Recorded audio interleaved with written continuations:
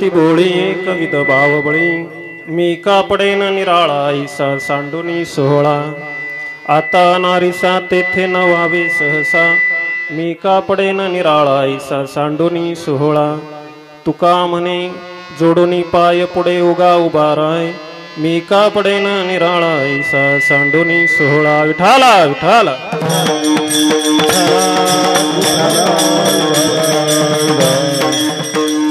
महायोग पीठे तटे भीमरत्या वरं पुंडरीकाय दातु मुनीन्द्रै समागत्य तिष्ठन्तमानन्दकन्दं परब्रह्मलिङ्गं भजे पाण्डुरङ्गं पाण्डुरङ्गाकरु प्रथम नमन पाण्डुरङ्गाकरु प्रथम नमन पांडुरंगाकरु प्रथम नमन पांडुरंगाकरु प्रथम नमन पांडुरंगाकरु प्रथम नमन पांडुरंगाकरु प्रथम नमन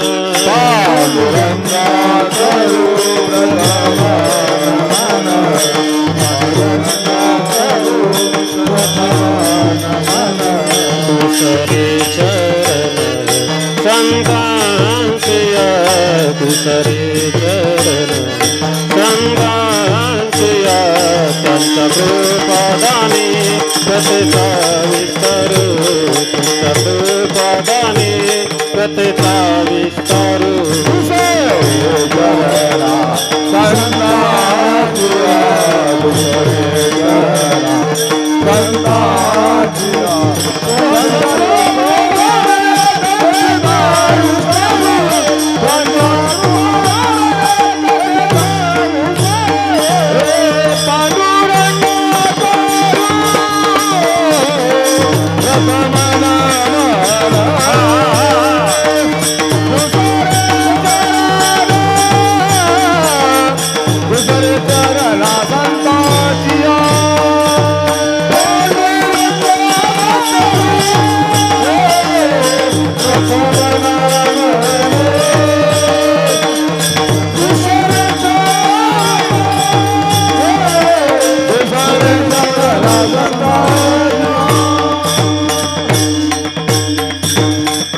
पांडुरंगाकरो प्रथम मनोदरे चरण संतांच्या त्यांच्या कृपादाने कथेचा विस्तार बाबाजी सद्गुरु दास तुका ओम नमो ज्ञानेश्वरा करुणा करा दयाळा तुमचा अनुग्रह लादलो पावन झालो चराचरी तुकाराम नाम घेता कापेयम धन्य तुकोबा समर्थ जेने केला हा पुरुषार्थ मनोजवम मारुत तुल्य वेगम जितेंद्रियं बुद्धिमतं वरिष्ठं वातात्मजं वानरयूत मुख्यं श्रीरामदूतं शरणं प्रपद्ये चौकबरीलासनी चौकबरीलासनी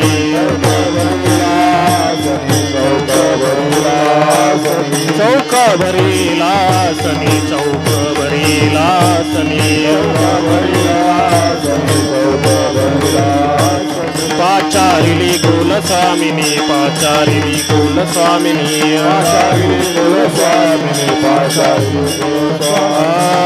वैकुंठवासिनी वैकुंठवासिनी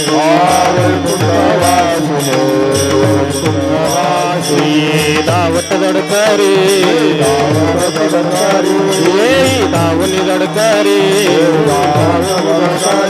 रंगाई ओ विठाई रंगाई ओ विठाई रंगाई ओ विठाई रंगाई ओ विठाई रंगाई ओ विठाई रंगाई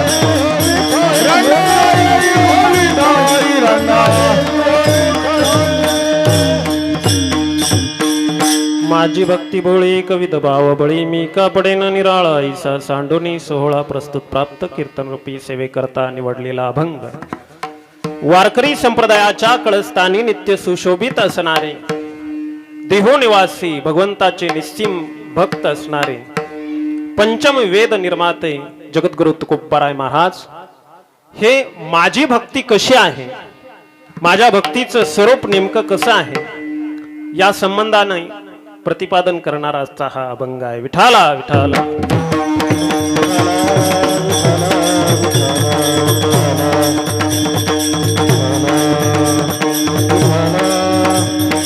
कुंडलिक वरदा श्री ज्ञानदेव पंढरीनाथ माऊली ज्ञानेश्वर जगद्गुरु तुकाराम प्रभु रामचंद्र भगवान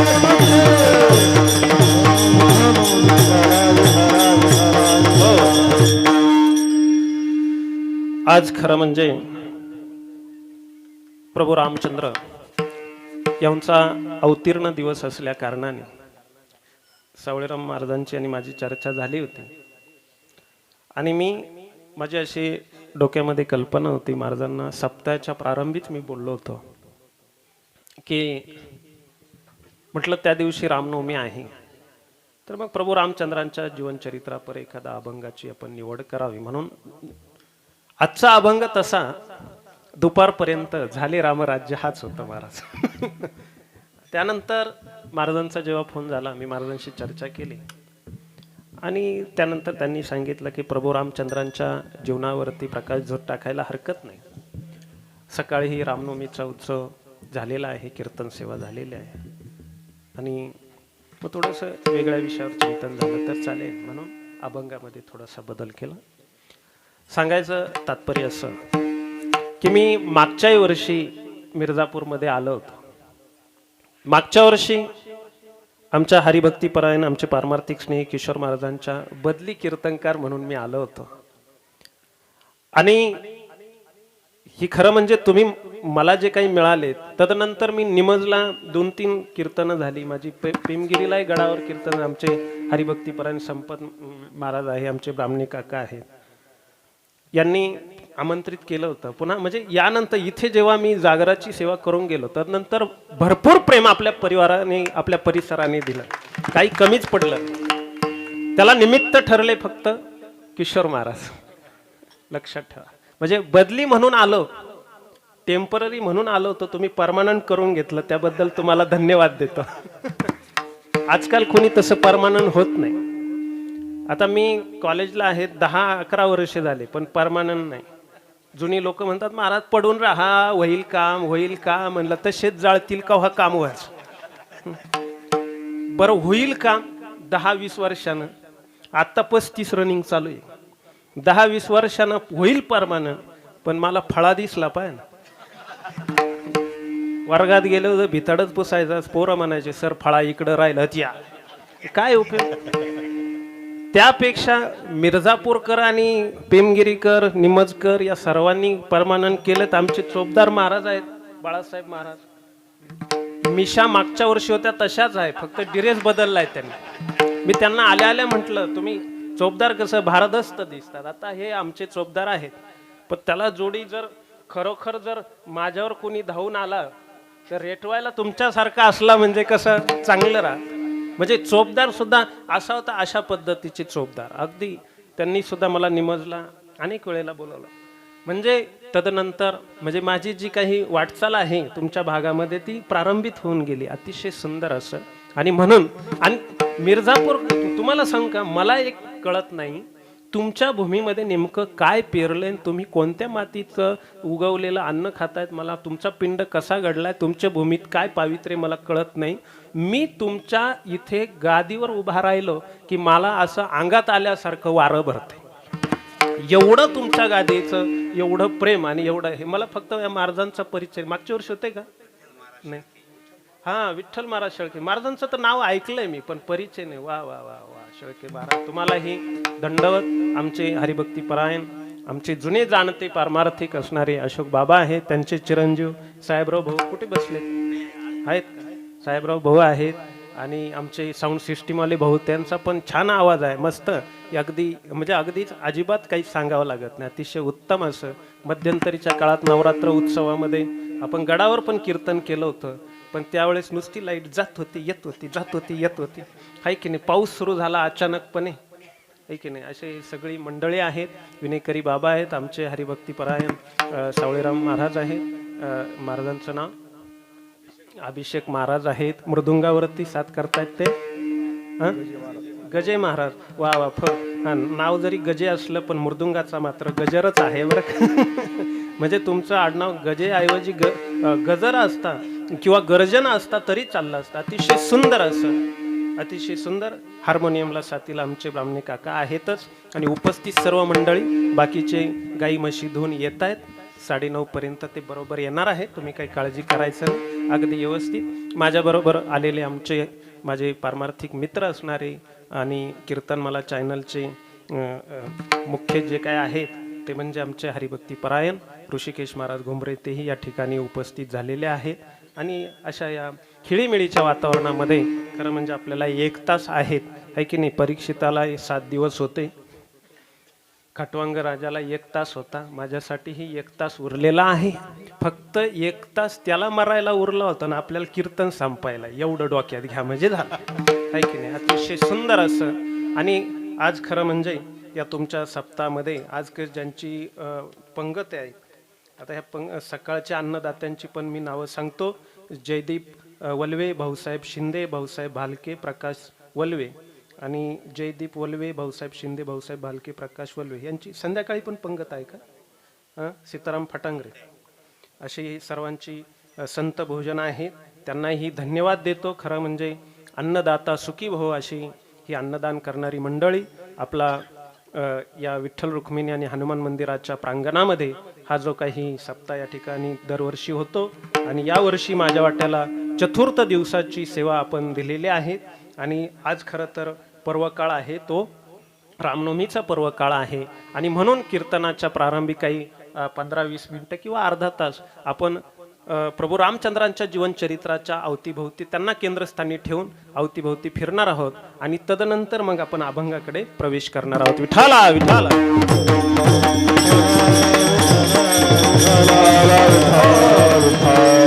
सकाळी आता सावळेराम महाराजांचं कीर्तन झालं, त्यांनी आपल्याला प्रभू रामचंद्रांच्या जन्माच्या अवतार मीमांसा सांगितली असेल, जन्माचे जी काही पार्श्वभूमी आहे ही सर्व सांगितली असेल. आता आपल्याकडे भारतामध्ये 10 अवतार झाले मुख्य. तसे अवतारांचे प्रकार म्हणजे केले तर भरपूर आहेत, 5-6 प्रकार पडतात, श्रीमद भागवताने सांगितले. काही अंशादी प्रकार आहेत, अंशादी प्रकार आहेत, काही पूर्ण अवतार आहेत. आता त्यामध्ये प्रभू रामचंद्र भगवान श्रीकृष्ण हे पूर्ण अवतार आहेत. मत्स्य कुर्म वराह वामन नृसिंह परशुराम रामकृष्ण बुद्ध आणि कली अशी मुख्य 10 अवतार सांगितले जातात. त्यामध्ये 7वा अवतार आहे तो म्हणजे प्रभू रामचंद्रांचा अवतार. आणि प्रभू रामचंद्रांचा जो काही अवतार आहे खरं म्हणजे संतांची जी अवतार होतात, अवतार संतांची होतात आणि अवतार देवाचे होतात. पण लक्षात ठेवा, देवाने श्रीमद भगवद्गीता 5,500 वर्षापूर्वी जो ग्रंथ कुरुक्षेत्राच्या रणमैदानावरती सदंती मम गात्रानी मुकंच परिशेष्यते वेपतुष्य शरीरे मे रोमहर्षेशे जायते अशी अर्जुनाची अवस्था झालेली असताना त्याचा मोह नष्ट करण्यासाठी, शोकाचा विनाश घडावा यासाठी भगवान श्रीकृष्णाने स्वतःच्या मुखारविंदामधून कर्तुम अकर्तुम अन्यथा कर्तुम अशा चिदगन शक्तीच्या अमृतवाणीतून जे तत्वज्ञान बाहेर पडलं ते म्हणजे श्रीमद भगवद्गीता. त्यामध्ये अवताराची मीमांसा 4थ्या अध्यायात आलेली. यदा यदा हि धर्मस्य ग्लानिर्भवति भारत अभ्युत्थानार्धधर्मस्य तदात्म्यहं सृजम्यहं परित्राणाय साधूनां विनाशाय च दुष्कृतां धर्म संस्थापनार्थाय संभवामि युगे युगे. विठाला विठाला.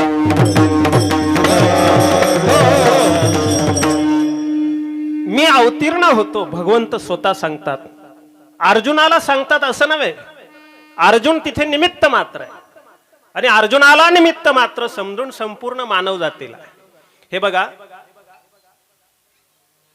अर्जुनाला जी गीता सांगितली तो एक फक्त माध्यम झाला, पण ती गीता असं कोणीही गैरसमज करून घेऊ नका का 5,500 वर्षापूर्वी कुरुक्षेत्राच्या रण मैदानावरती भगवंताने ते तत्वज्ञान आपल्या वाणीतून प्रसूत केलं. युद्ध त्याचा शोक गेला, नष्ट मोह स्मृतिर्लब्धा, त्याचा मोह नष्ट झाला आणि गीतेचा विषय संपला असं नाही. अर्जुनाला निमित्त मात्र समजून अखिल मानव जातीला हे तत्वज्ञान सांगितलेलं आहे. आणि ते सांगत असताना मोठमोठे तत्वचिंतक विचारवंत असं भाष्य करतात का श्रीमद भगवद्गीता हा जीवनावरती भाष्य करणारा ग्रंथ आहे.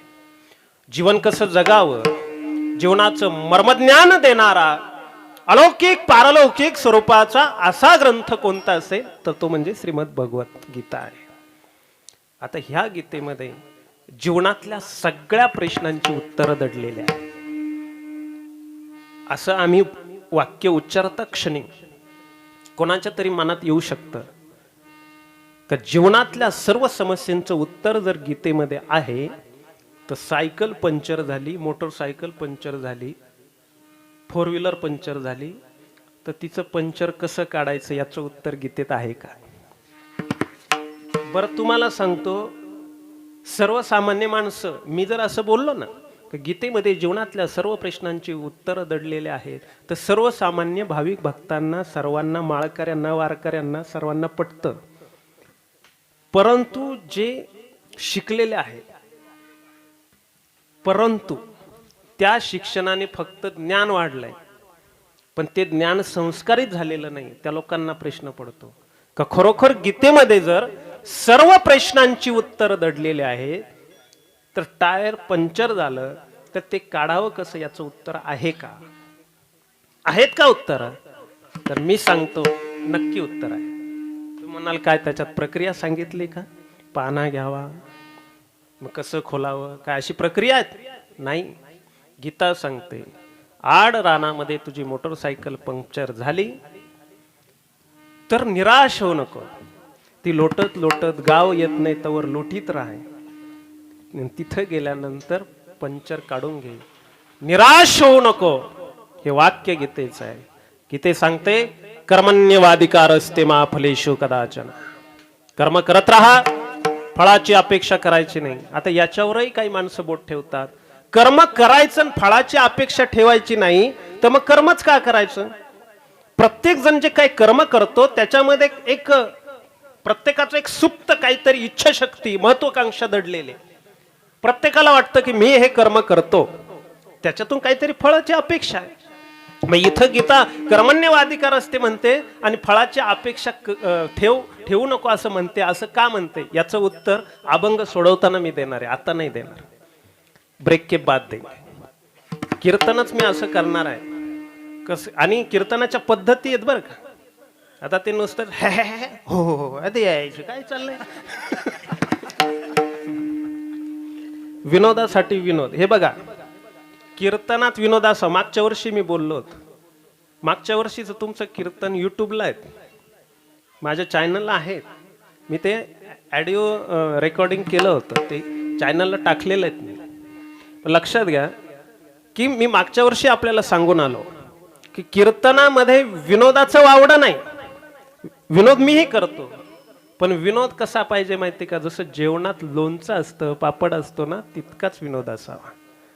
हे लक्षात ठेवा. मला सांगा नुसतं लोणचं खाल्लं तर जेवण परिपूर्ण होतं का? भूक भागते का? नाही. लक्षात ठेवा, नुसतं लोणच्याने पोट भरत नाही, याउलट त्याचा त्रासच होतो. लक्षात घ्या, शरीर प्रकृती बिघडतेच. आज जी काही इतकी कीर्तन प्रवचन सप्ते, आता मी रस्त्यानं आलो, बाबा बाबा किती लाईट माळा किती सप्ते, मला 4-5 सप्ते तरी लागले असतील तुमच्या मिर्जापूरला येईपर्यंत. सप्ते भरपूर चालले. बरं करू नये ते बंद करावे का? अजिबात नाही, ते सुरूही असले पाहिजे. पण मला सांगा कितीतरी वर्षापासून कीर्तन आपण नेहमी ऐकतो. मला असं वाटतं की इथे बसलेल्या सर्व आमच्या भगिनी वर्ग आहेत, आपण सर्व आहोत, आठवड्यात एक तरी कीर्तन ऐकणारा मनुष्य आहे की नाही? किती नास्तिक असू द्या, पण रामकृष्ण हरी भजन, रूप पाहता लोचनी हे त्याच्या 8 दिवसातून एकदा तरी कानावर पडतं. कीर्तन चालले परंतु परिवर्तन होत नाही. समाज कुपोषित काय? समाज आज कुपोषित काय? त्याचं कारण आहे, जसं लहान मुलाला जर नुसतं लोणचं देत राहिलं, पापड देत बरवत राहिले, त्याला जर भाजीपोळीचं जेवणच दिलं नाही, नुसती मॅगी देत राहिले. आता निघाला की नाही नुसती मॅगी. मुलांनी काही मागितलं की मॅगी, दुसरं काही नाही. बरं डब्यावरही दिलं तर काय देणार? डब्यावरही दिलं तर एकच बटाट्याची फोड असते, एकच. तुम्ही लहान मुलांचे, आता आम्ही बघतो इंग्लिश मिडियमचे मुलं आहे ना, त्यांची जर डबे उघडून बघितलं तर एवढीच एकच फोड निघती बटाट्याची. उंदीर तर काही जोगायचा नाही आणि एवढी चपाती. पाव खाऊन आतपाव केले पोराला वजन तरी आहे का? सकस आहार कुठे? पूर्वी आता ही जुनी मंडळी बसली गुळाचे काले खात होते का नाही? पोतं उचलीत होते, तुम्ही एक एकच उचलीत होते. आम्ही असे, तुम्ही एकच पोतं गुळाचे काले खाऊन एक एक पोतं उचलत होते. आम्ही ह्या बागलाला एक आणि ह्या बागलाला एक दोन्ही उचलतो, पण दोन्ही रिकामे असतात. पोते आम्ही उचलितो पण रिकामी उचलितो, बागलात घालतो निघतो. अहो कंपन्यांच्या लक्षात आलं. तुम्ही बघा, पूर्वी कुठलीही धान्याची पोतं असेल तर ते 50 किलोचं यायचं. गोणी सुद्धा कंपनीने कशी यायची? 50 किलोचं खताची गोणी यायची. आता 40 किलो 45 किलोचीच गोणी येते. त्यांच्या लक्षात आलं 50 किलो उचलणारे बाद राहिले कुठं आता. बरोबर नाही? शेतकरी सुद्धा आता 50 किलो उचलू शकत नाही, हे त्यांच्या पण लक्षात आलंय. म्हणून त्यांनी सुद्धा कमी केलं. याचा काय? आहार सकस नाही. आहार कसा असावा तुकोबारायांना विचारा. गीतेने जसं सांगितलं ना युक्त आहार, त्याचं ट्रान्सलेशन आहार विहार युक्त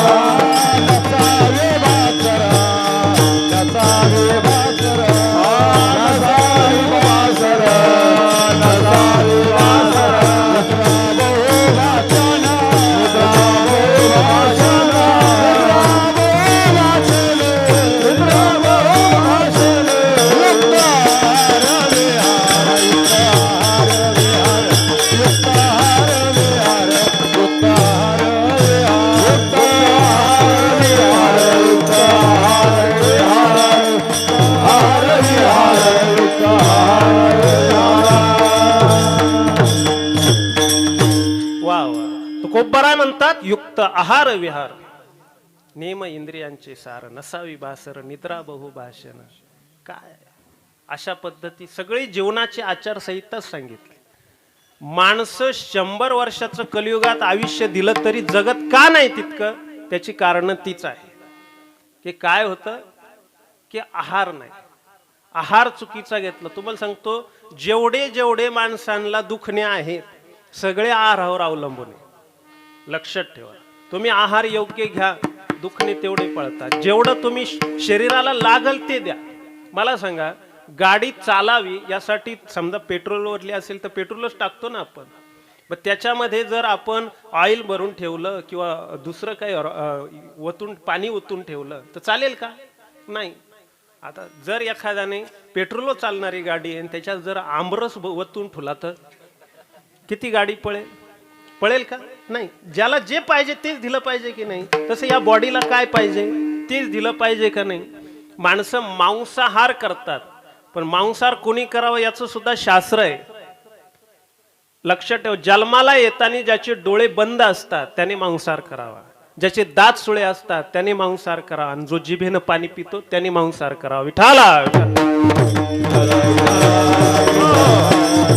आता मला सांगा, मांजर जन्माला येते त्यावेळेस किंवा वाघ जन्माला येतो, सिंह जन्माला येतो, कुत्र जन्माला येतं, हे प्राणी जेव्हा जन्माला येते ना त्यावेळेस त्यांचे डोळे 8 दिवस मिटलेले असतात. माणसाचे आल्यानंतर उघडतात. आता दवाखान्यांमध्ये डिलेवरी होते त्यामुळे डोळे उघडल्या बरोबर त्या पोराला दिसतं ते दवाखान्यामध्ये नळ्या बाटल्या, नळ्या बाटल्या, अख्खा आयुष्य नळी बाटली, नळी बाटली, नदीवर जावंच तो बाटली, शिवला नाही तरी बाटलीच लागत. सगळं आहे की नाही? पण पूर्वी तसं नव्हतं.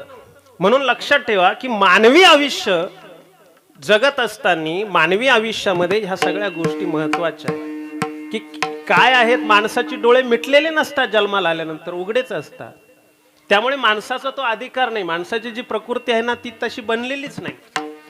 माणसांनी म्हणून तर युक्त आहार विहार नसल्यामुळे, जीवनाची आचारसंहिता कुठल्याच प्रकारे न पाळल्यामुळे आपल्या जीवनामध्ये जे काही आवरेज घटलंय ते त्याच्याचमुळे घटलंय. लक्षात ठेव. तुम्ही बघा, पेट्रोल जर शुद्ध वापरलं, डिझेल शुद्ध वापरलं तर मशीन चांगल्या जास्त दिवस चालतं, त्याचा आवरेज चांगला असतं. बरोबर ना साहेबराव भाऊ?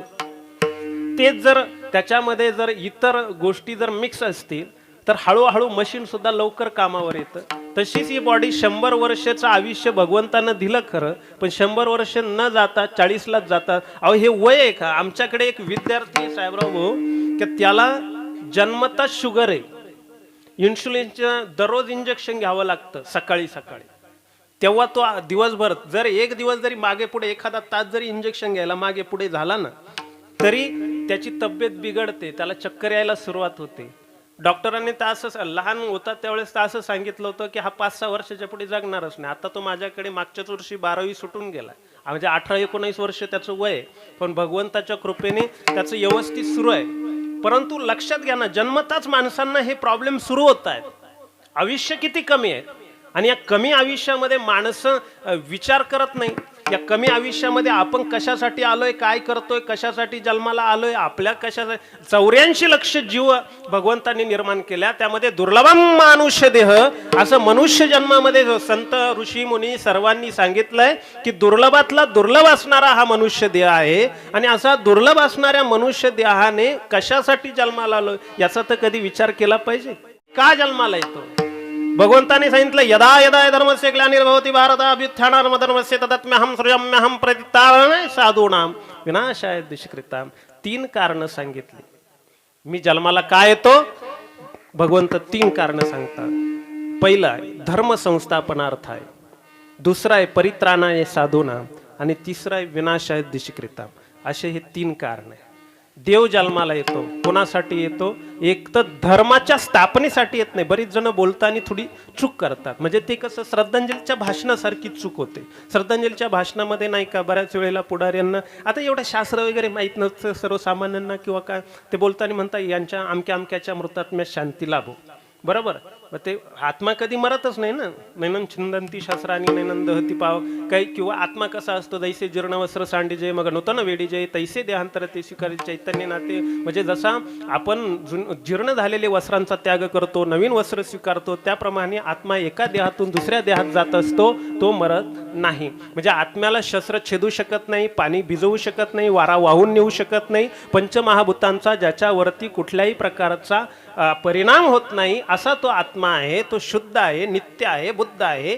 असा असणारा आत्मा जो कधी मृतच होत नाही, त्यालाही माणसं म्हणताना किंवा मोठमोठ्या श्रद्धांजलीच्या बॅनरला सुद्धा मृतात्म्यात शांती लाभो असे वाक्य आपल्याला दिसतात, पण ती चुकीचे. आपल्याकडे अजून एक शब्द आहे यातलाच, तो चुकीचा आहे. म्हणजे आत्महत्या असा शब्द तुम्ही ऐकला असेल ना, तोही चुकीचा शब्द आहे महाराज. आत्महत्या हा शब्द बरोबर नाहीच आहे डिक्शनरी. आता मी मराठीचा प्राध्यापक म्हणून मला शब्दांच्या उत्पत्ती वगैरे या स्थानाने गोष्टी मला माहित आहेत. कारण आत्महत्या म्हणजे आत्मा जर मरतच नाही तर त्याची हत्या कशी होईल? इंग्रजीमध्ये जो शब्द आहे ना आत्महत्येला, तो मला वाटतं तो योग्य आहे. सुसाईड असं म्हणतात. तर सुसाईड म्हणजे त्याचा काय झालं माहिती आहे का? जेव्हा कोणी त्या सुसाईड या शब्दाचं ट्रान्सलेशन करायला घेतलं असेल, तो शास्त्राचा अभ्यासक असेलच असं नाही, त्यानं गीता वाचेलच. आता ज्याने गीता वाचली, किंवा तुम्ही आम्ही दशक्रियेच्या 10व्याच्या प्रवचनात सगळीकडे आपण ऐकत असतो की आत्मा अमर आहे, आत्मा अमर आहे. गीतेमध्ये सांगितलं, किंवा ज्ञानेश्वरी संतांनी सगळ्यांनीच सांगितलं, त्यामुळे आपल्याला त्याची कल्पना आहे. पण ज्यांनी सुसाईड या शब्दाचं ट्रान्सलेशन करायला घेतलं असेल त्यांना याची कल्पना असेलच असं नाही. त्यांनी सरळ आत्महत्या असं ट्रान्सलेशन करून टाकलं. पण सुसाईड याचा शब्दशः अर्थ काय होतो माहिती का? स्वहत्या असा अर्थ होतो. म्हणजे ट्रान्सलेशन करताना आत्महत्या असा शब्द न येता स्वहत्या असा शब्द यायला पाहिजे होतो. म्हणजे स्वतःने स्वतःची केलेली हत्या असा खरा तर त्याचा शब्दशः अर्थ होतो. सुसाईड म्हणजे इंग्लिश मधला जो शब्द आहे, पण ट्रान्सलेशन करताना त्यांनी ती चूक केलेली आहे. असं पण सांगायचं तात्पर्य काय, आपला तो आजचा विषय नाही, परंतु सांगायचं तात्पर्य काय की जसं मृतात्मा आत्मा अमर असतो. मग आता ह्या सगळ्या गोष्टी आहे, आत्मा मरत नाही किंवा काय. मग आता भगवंत तसं धर्म जो आहे ना, धर्म सुद्धा कधी मरत नाही. 2 गोष्टी, धर्म मरत नाही आणि आत्मा मरत नाही, हे लक्षात ठेवा. मग धर्म काय होतो? तर धर्माची घडी विस्कटली जाते, ग्लानी येते, धर्माला ग्लानी येते. धर्म कधीही नाश पावत नाही, हे लक्षात ठेवा. धर्म नाश पावत नाही. जसं तुम्ही एक गृहस्थ ऊर्जा मंत्री होते, त्यांनी असे बॅनर महाराष्ट्रात त्यावेळेस लावले होते की ऊर्जा ही अक्षय स्रोत आहे. ऊर्जेची निर्मिती काय आहे, म्हणजे ऊर्जा काय होते, फक्त ट्रान्सफर होत जाते, यातून त्यातून अशी ट्रान्सफर होत जाते, पण ऊर्जा नष्ट होत नाही. तसं जशी ऊर्जा नष्ट होत नाही ना, तसा धर्म सुद्धा कधी नष्ट होत नाही. धर्माला काय येत असते? फक्त ग्लानी येत असते. म्हणून देवाचा जो अवताराचं पहिलं कारण सांगितलं, यदा यदा ही धर्मस्य ग्लानिर्भवति भारत, म्हणजे ग्लानी येते. लक्षात ठेवा, धर्म नष्ट होत नाही. म्हणून धर्माच्या स्थापनेसाठी भगवंत अवतीर्ण होत नाही, तर धर्माच्या संस्थापनेसाठी अवतीर्ण. म्हणून धर्मस्थापना आणि धर्म संस्थापना या दोन्हीत फरक आहे, हे लक्षात ठेवा. म्हणून गडबड करायची नाही. धर्म स्थापनेसाठी देव येत नाही. धर्म हा अनादी आहे. धर्म हा कायम. आता तुम्ही मग कोणी म्हणाल, मग कोणता धर्म अनादी? धर्म तर लई आहे. पारशी आहे, यहुदी आहेत, बौद्ध आहेत, जैन आहेत, मुस्लिम आहेत, ख्रिश्चन आहेत, हिंदू आहेत. कोणता धर्म मग इथे?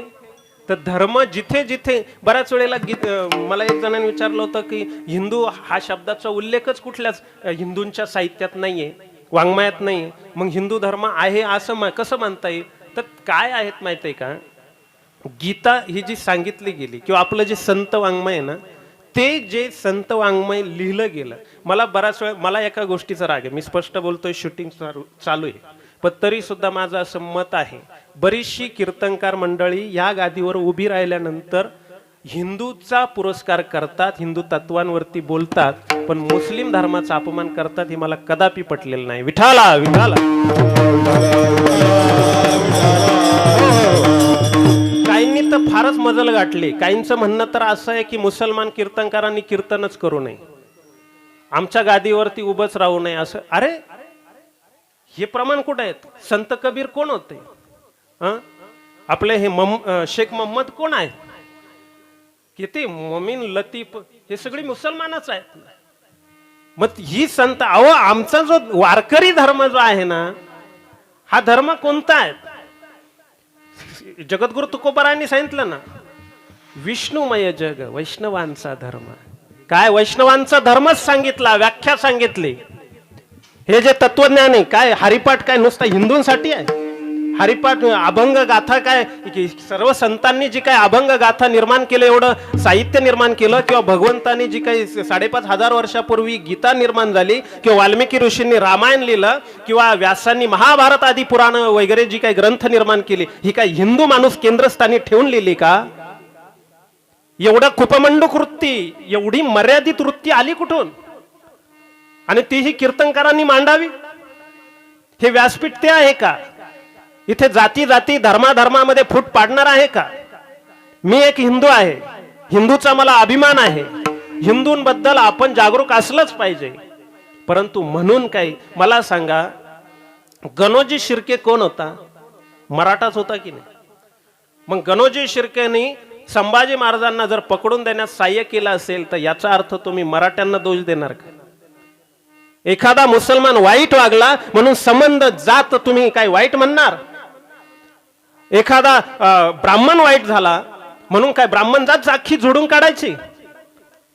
तुम्हाला सांगू, देवाने जेव्हा जग निर्माण केलं ना, त्यावेळेला 3 गुणांपासून हे जग निर्माण झालं. रजोगुण, सत्वगुण आणि तमोगुण. त्यामुळे एखादा मनुष्य सत्वगुणांनी नटलेला असतो, एखादा रजोगुणांनी नटलेला असतो, तर एखादा तमोगुणांनी नटलेला असतो. त्याच्यामध्ये त्याची जात, त्याचा धर्म या काहीही गोष्टीचा संबंध येत नाही. एखादा तमोगुणी असेल तर तुम्हाला कितीही माळकरी सुद्धा तुम्हाला माणुसकी सोडून आणि माणुसकीचा दर्जा घसरून वागताना दिसतो. हे बघा, कोणी म्हणतं की वारकरी लबाड आहे. मी नेहमी सांगत असतो, वारकरी लबाड नाही, लबाडाईनी माळी घातली. लक्षात ठेवा, वारकरी कसा लबाड असेल? तो संतांचा पाईक असेल. त्यामुळे एखादा मनुष्य वाईट वागला ना, तो तमोगुणी असतो म्हणून वाईट वागत असतो. एखादा सत्वगुणी असतो म्हणून तो चांगला वागत असतो. या 3 गुणांनी आहे. लक्षात ठेवा. तुकाराम महाराज सुद्धा म्हणताना प्रकाराचे 3. तुका म्हणे केले जन आहेच ना. मग ते प्रकाराचे 3 कोणते? हे सत्व रजतम 3 गुणांनी नटलेलं. त्यामुळे एखादा माणूस वाईट वाटला म्हणजे ती जातच वाईट आहे असं नाही. एखाद्या याच्यामध्ये कोणी जर थोडं दुर्वर्तन करणार असेल तर संबंध जातीला झोडून काढण्याचा अधिकार नाही. हे जे तत्वज्ञान आहे हे मानव्य उन्नतीकडे नेणारं तत्वज्ञान आहे.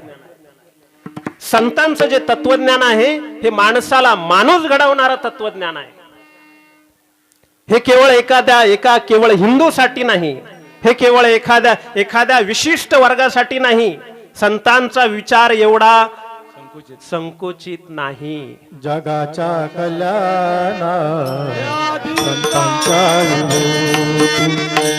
जगाच्या कल्याण संतांच्या विभूती. जगाच्या कल्याण संतांच्या विभूती. जगाच्या कल्याण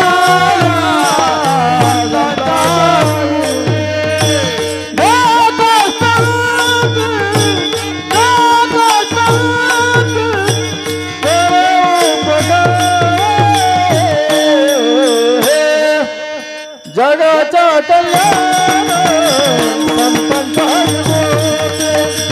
जगाच्या कल्याण संतांच्या विभूती.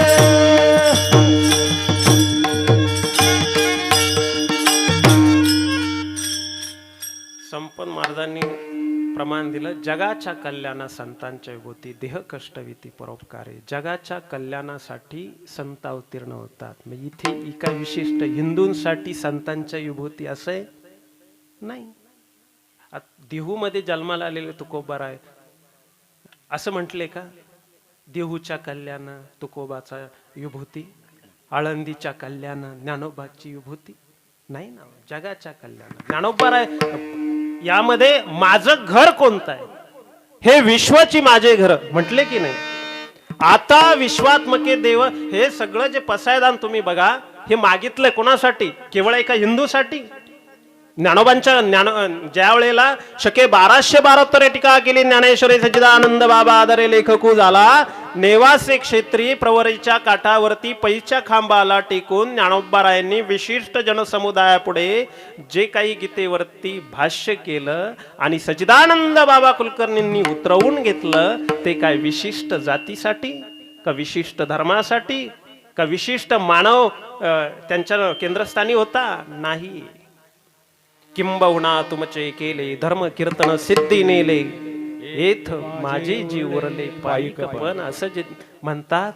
मग हे धर्म कीर्तन जे काही केलं, 9000 ओव्यांचा यज्ञ, वाघ यज्ञ करत असताना त्यात 9000 ओव्यांची आहुती पडली आणि त्यातून तो यज्ञ सफल झाला. हा काय एका विशिष्ट माणसांना केंद्रस्थानी ठेवून? मग का माझ्या बोलण्याचा कुणाला वाईट अर्थ वाटेल की ही माणसं, हे कीर्तनकार काही मुस्लिम धार्जिणे आहेत की काय, हे आपल्या धर्माला नावं ठेवतात की काय, असा कोणी अर्थ काढू नये. पण तुम्हाला हिंदू धर्माचा प्रचार प्रसार करायचा ना, या गादीचा वापर नाही करायचा. त्यासाठी स्वतंत्र संमेलन होत आहेत ना आता, त्याच्यात सहभागी झालं पाहिजे. स्वतंत्र व्यासपीठावरून तो विचार मांडा. आपल्या धर्मामधल्या ज्या काही अंधश्रद्धा असतील, कर्मकांड असेल किंवा आपल्या धर्मातलं जे काही प्रबोधन आहे, त्या धर्माचं प्रबोधन जर करायचं असेल तर त्याच्यासाठी वेगळं आहे. तुम्हाला जर मानव्याच्या उन्नतीचं आणि एक माणूस, मग तो कुठलाही धर्म, जात, लिंग, प्रांत, भाषा यांचा भेद मानूच नका. फक्त तो माणूस आहे ना. संतांनी काय बघितलंय? तो माणूस, आणि तो माणूस आहे एवढा विचार केंद्रस्थानी ठेवून संतांनी संपूर्ण मानव जातीसाठी वारकरी विचार उभा केलेला आहे. हे लक्षात ठेवा. नाही तर ज्ञानोबांच्या अगोदर होतच ना हो. सगळं ज्ञान कुठे होतं? एका विशिष्ट केंद्रस्थानी होतच ना. ज्ञानोबांचा अवतारच का झाला म्हटलं जातं ना, लोपले ज्ञान जगी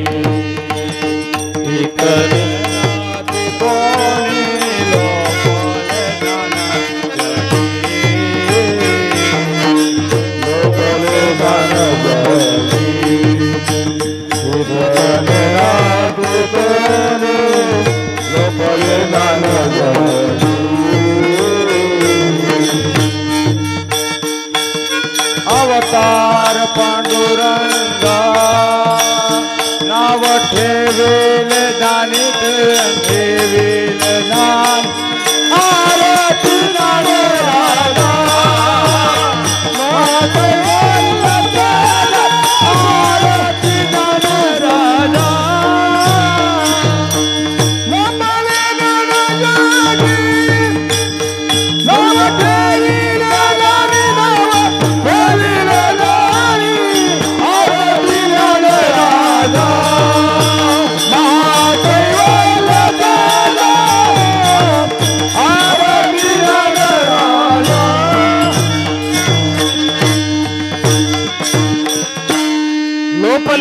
ज्ञान जगी ज्ञान लोकलं आणि ते ज्ञान विश्वाच्या कानाकोपऱ्यात जावं, बहुजनांच्या झोपडी पर्यंत जावं.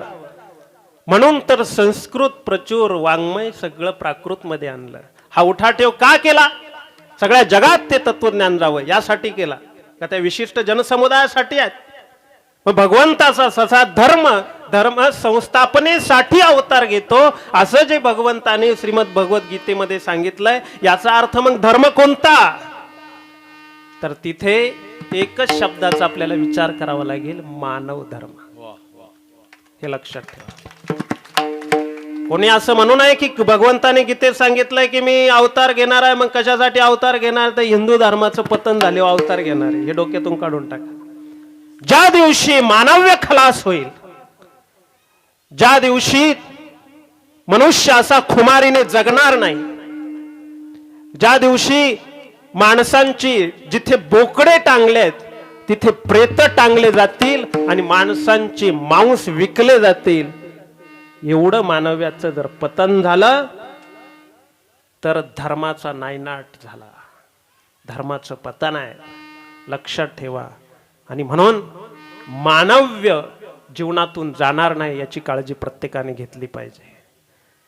आणि म्हणून संतांचं जे किंवा भगवंत जे सांगतात अवतीर्ण का होतो, तर जेव्हा मानव्याचं पतन होतं तेव्हा अवतीर्ण होतात. आणि मानव्य धर्माच्या संस्थापनेवर स्थापना करण्यासाठी आणि मानव धर्मातली ग्लानी काढून टाकण्यासाठी भगवंत अवतीर्ण होत असतात. आता धर्माचे पुन्हा प्रत्येकाचा धर्म वेगळा आहे. धर्म हा शब्द व्यक्ती सापेक्ष बदलत जाणार आहे.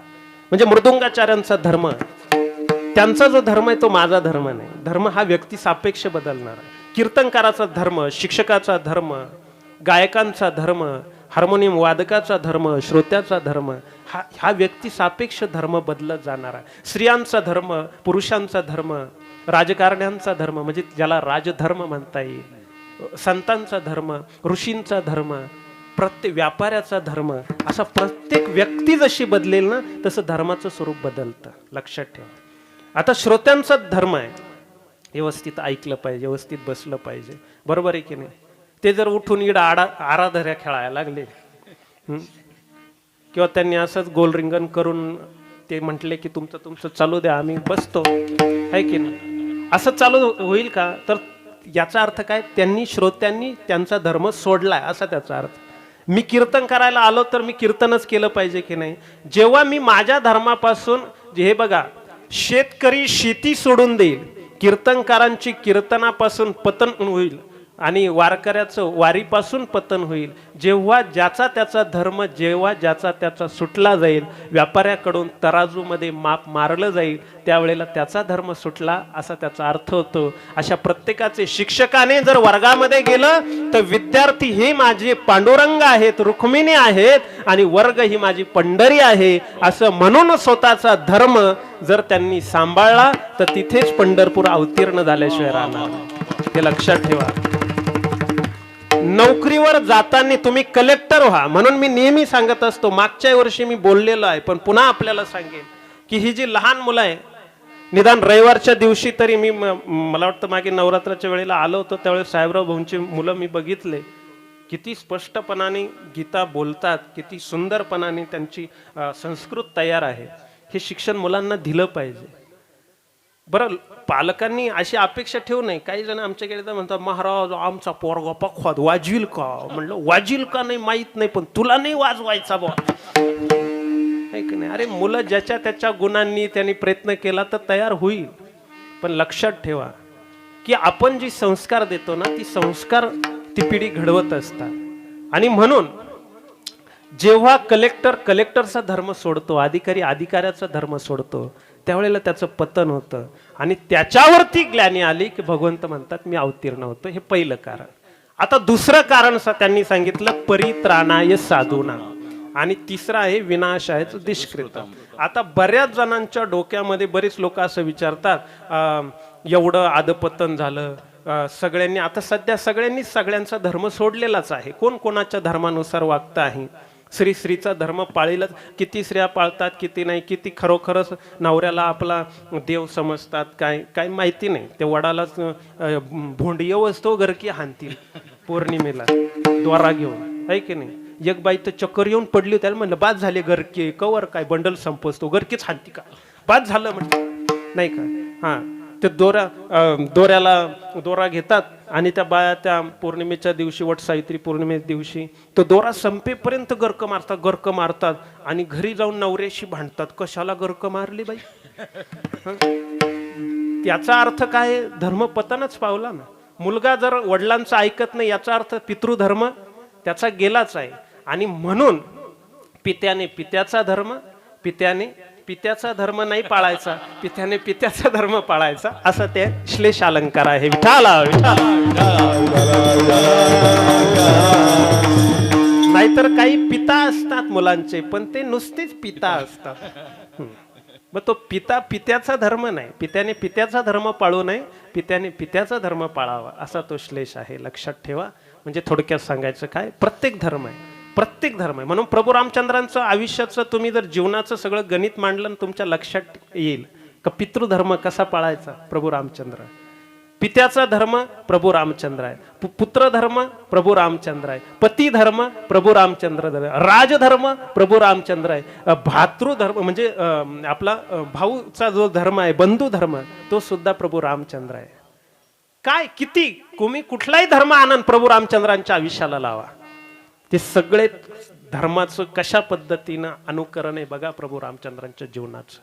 आणि म्हणून बरीचशी माणसं असं म्हणतात की सगळ्यांनी सगळ्यांचे धर्म सोडलेले आहेत, मग सगळी लोक पतनाला गेलेले आहेत, सगळे वर्ग पतनाला गेलेले आहेत, मग तुमचा देव आहे तर मग अवतीर्ण का होत नाही बा. आता बरेच लोक काही तर म्हणतात देव नाहीच, आणि काही म्हणतात हाय तर मग दिसत का नाही. आता तुम्हाला खरं सांगू, ज्यांनी देव पाहिला ते इथं राहिलेच नाही. तुकोबाराय सांगतात ना का देव पाहावयासी गेलं तिथं देवाची ओणी ठेवलं, ते परत सांगायला आलेच नाही का आम्ही देव पाहिला. बरोबर आहे की नाही. त्याच्यामुळे ज्यांनी बघितलं ते देवरूपच झाले. आणि त्यामुळे आपण म्हणतो का देव बघायचा. आता देव बघायचं माहिती का, भाजीपाल्याची जुडी आहे का, हा दाखवा बा. एखादी अशी काही सापेक्ष वस्तू आहे का, ती तुम्हाला दाखवता येते नाही. देव ही अनुभवण्याची गोष्ट आहे आणि देव ही होण्याची गोष्ट आहे, हे लक्षात ठेवा. देव एकतर अनुभवण्याची गोष्ट आहे किंवा देव होण्याची गोष्ट असते. आणि म्हणून देव नाही असं नाही. काही म्हणतात की समाजाचं अधपतन झालं, आता पार सगळ्यांचंच अधपतन झालं तरी देव अवतीर्ण का होत नाही. तर देव नुसतं धर्मावर ग्लानी आली म्हणून अवतीर्ण होत नाही, त्याच्यासाठी तर होतोच. पण अजून पुढचं एक कारण आहे, तिन्ही कारण सोबत जुळून येतात तेव्हाच भगवंत अवतीर्ण होतो. दुसरं कारण काय आहे, परित्राणाय साधूना, म्हणजे साधूंच्या रक्षणासाठी भगवंत अवतीर्ण होतो. मग या जगतामध्ये जर साधू असतील तर साधूंच्या रक्षणासाठी देव येतो. प्रत्येक गोष्टीच्या पाठीमागे दोन कारण दडलेले असतात, दोन हेतू दडलेले असतात. एक प्रधान हेतू असतो म्हणजे मुख्य हेतू असतो, आणि एक गौण हेतू असतो. प्रधान हेतू आहेत परित्राणाय साधूना, आणि गौण हेतू अवताराचा आहेत विनाशायच दुष्कृता. विठाला आणि म्हणून जर प्रधान हेतू भगवंताचा आहे की तो म्हणजे मी भक्तांच्या म्हणजे साधूंच्या रक्षणासाठी येतो, आणि आल्यानंतर त्यांना जे त्रास देणारे दुर्जन आहे त्यांचा विनाश करून मी जातो. आता जरी त्यांनी आपापला धर्म सोडला असेल तरी भगवंत येत नाही. भगवंत खऱ्या अर्थाने कधी येतात, साधू वृत्तीची माणसं जेव्हा निर्माण होतील आणि ते धर्माचं कार्य करतील, प्रयत्नशील असतील, आणि प्रयत्न करता करता जर त्यांना दुर्जनांचा त्रास होत असेल आणि ती माणसं जेव्हा थकून जातात तर त्यांना उभारी देण्यासाठी भगवंत अवतीर्ण होतात. असा कितीही जगाचा विनाश झाला तर आणि तिथे जर पृथ्वीवरती किंवा समाजामध्ये जर साधू वृत्तीची तेजस्वी वृत्तीची माणसंच नसतील, भगवंताचं कार्य करणारी माणसं नसतील, सक्रिय आध्यात्मिक कार्यात माणसं जर नसतील तर देव अवतीर्ण होत नाही. देव सरळ काय करतो, जर साधू वृत्तीची माणसं नाही ना या जगामध्ये, मग मी कशाला जावं दुर्जनांसाठी. दुर्जन मारायला काय अवतार घ्यावा लागतो का. कशाला मला सांगा ना. ममे वंश जीवलोके जीवभूत सनातन मनशष्टानी इंद्रियानी प्रकृती स्थानी कर्षती या उक्तीप्रमाणे किंवा सर्वा घटी राम देहा देही एक सूर्यप्रकाशक सहरश्मी या ज्ञानोबारांनी हरिपाठात सांगितल्या पद्धतीने प्रत्येकामध्ये जर भगवंत आहे, मग मला सांगा, लोक म्हणतात रावणाला मारायला राम आला आणि कंसाला मारायला कृष्ण आला. मग मला सांगा, या सगळ्यांची हृदयात कोण बसलेलं आहे? हा, रामच आहे ना. मग रावणाच्या अंतकरणात कोण बसलंय? रामाचा श्वास, रावणाचा श्वास कोण चालवतो? रावणाचं रक्ताभिसरण कोण करतं? चयापचय खाल्लेलं कोण पचवतो? हे करणारा कर्तुम अकर्तुम अन्यथा कर्तुम अशी काहीतरी शक्ती आहेच ना. ती म्हणजे आत्माराम आहे की नाही? मग त्या आत्मारामाची शक्ती, ती चैतन्याची शक्ती रावणामध्ये आहे. मग रावण लय उत्मात करायला लागला, तर मग रामाने जन्माला यायचं. एकता आधी तर दशरथाला मुलं होत नव्हते. इकून तिकून पुत्र कामेष्टी यज्ञ केला शृंगी ऋषी आणून, आणि ते सगळं ऋषशृंग ऋषींच्या सांगण्यावरून, त्यांच्या सगळ्या येण्यावरून, वशिष्ठांच्या सांगण्यावरून तो यज्ञ सगळा संपूर्ण झाला. आणि मग जर त्यांना जर मुलं झाली, केवढ्या त्याच्यात ते श्रावण मेला. श्रावण एक तर मेलाच, पण त्याच्या आईवडिलांचा शाप त्याच्यात तेही गेले. आणि हे सगळं झालं. त्यानंतर पुढे काय, ते लग्न, त्याच्यानंतर ती कैकई रुसली, तिनं वर मागितले. मग हे सगळे वनामध्ये गेले. तिकडं काय रे बाबा बाबा बाबा, ती कितीतरी 14,000 राक्षस, त्याच्यामध्ये शूर्पणखा, त्याच्यामध्ये ते सगळं, मग तो सगळा इतिहास, रावण येतो, सीतेला नेतो, हे सगळं घडतं. आणि मग रावण मरतो. एवढं करायची गरज आहे का? काय नाही. हृदय चालवणारा जर तोच राम आहे, तर काय नाही, एक बटन स्विच ऑफ करायचं, अटॅक आला, बसल्या बसल्या रावण घ्या. कशाला पाहिजे तुम्हाला?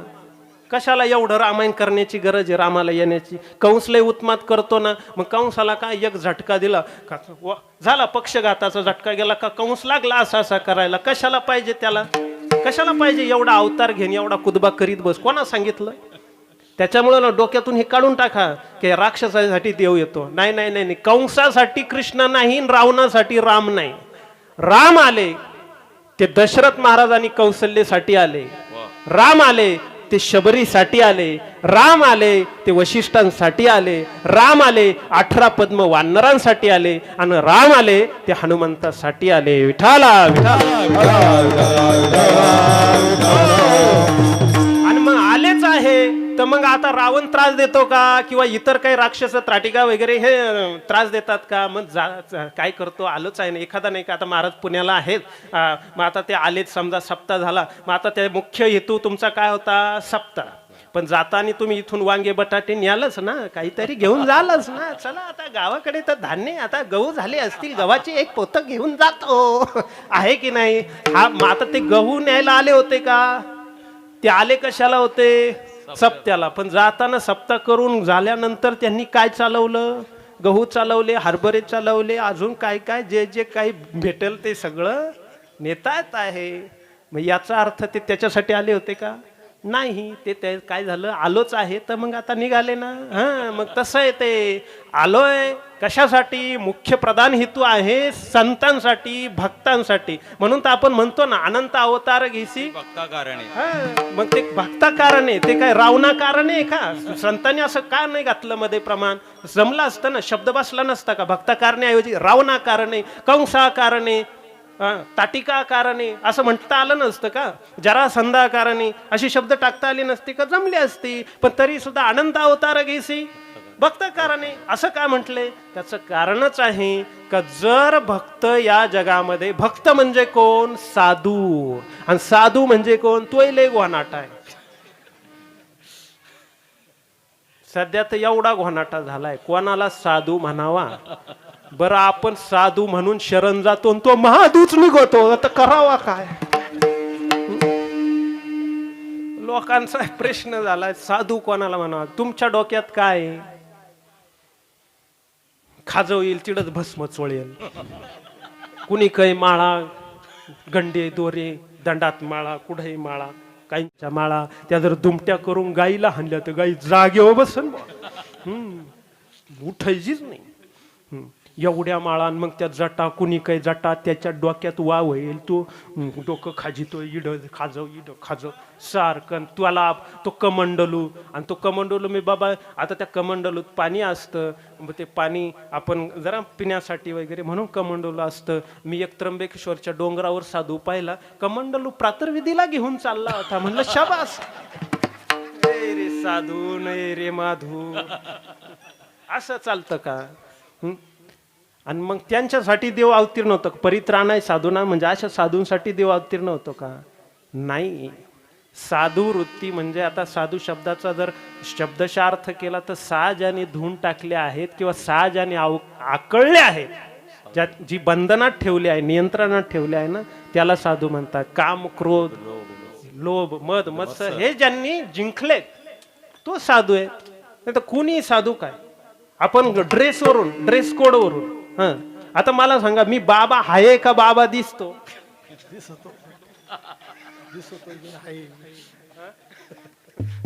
बाबा आहे का बाबा दिसतो? बा नेमकं काय का हो, ते बोलले बा दोन्ही आहे. एक जण म्हणला नुसताच दिसतो, तो लफडे का आम्हाला माहित नाही का? तसं नाहीये बाबा.